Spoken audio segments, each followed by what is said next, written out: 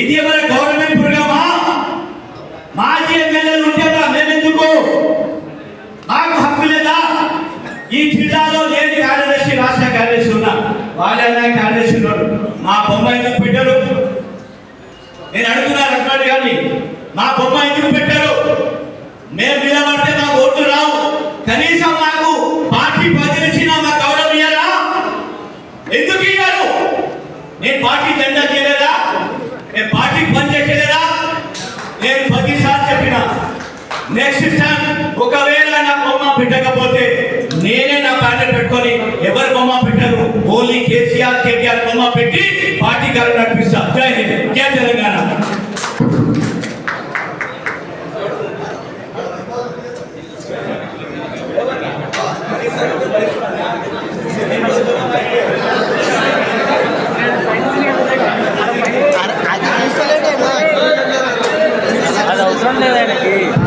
జై తెలంగాణ. మనకి ఫోటోలు పేపర్లు గీతాలతోనే నాశనం.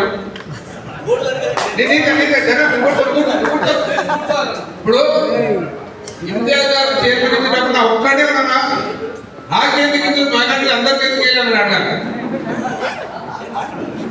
వినండి, ఇంతియాజ్ గారికి స్టేట్ చైర్మన్ ఇచ్చినప్పుడు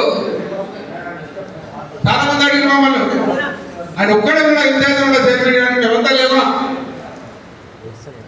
మరి ఆ రోజు నాకు ఇచ్చింది సార్ అడగాలి.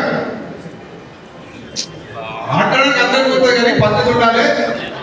మీకు అందరూ చెప్తా ఉన్నాను, 11 ఇటువంటి మాట ఎవరు మాట్లాడి పార్టీకి సపోర్ట్ చేస్తారు? ఎవడన్నా ఎంత పెద్దోడన్నా కానీ పార్టీ అనేది క్రమశిక్షణ ఉండాలి.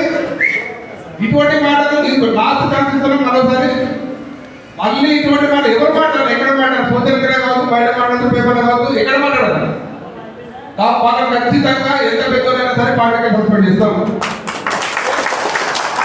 అవకాశం ఇచ్చిన దాన్ని ఉపయోగించుకోవాలి కానీ ఇంకోటి మన పద్ధతి కాదు. నీకు ఏదైనా ఉంటే లోపల చెప్పాలి, మాట్లాడాలి. పద్ధతి ఉన్న దానికి మైక్ ఎప్పుడు ఇవ్వలేదంటే ఇస్తేనే నీ మాట మాట్లాడతాం. పద్ధతి కాదు, ఇది మనతో మాట్లాడదు. పద్ధతి కాదు.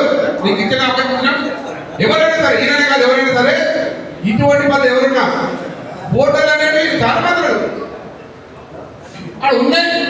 అది ఎవరు ఆ ఫోటో ఎవరిదా? మీరు అవనద్దు అనుమతి. ఇటువంటి రాజకీయాలు వద్దు. మీరు ఇంటర్గా చెప్పండి, ఇంటర్ మాట్లాడుకోవాలి. మైక్ ఇస్తే మాది పద్ధతి కాదు. అది ఎవరైనా మరోసారి చెప్తున్నా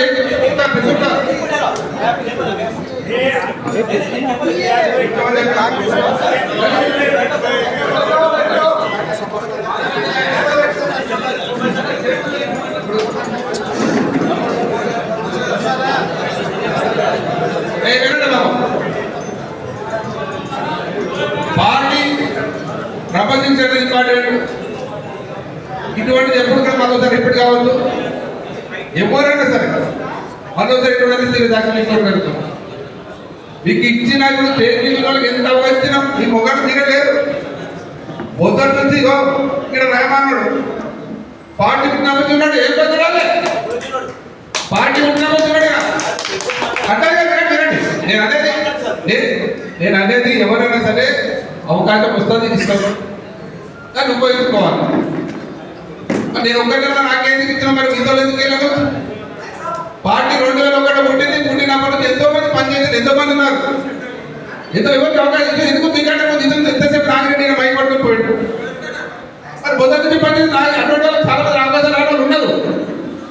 కానీ అవకాశం వచ్చిన వాళ్ళు భరించాలి, మన బాధ్యత. అది మాకు ఇంత పెద్ద అవకాశం ఇచ్చింది కదా, మేము దాన్ని గౌరవించాలి, పార్టీ గౌరవించాలి.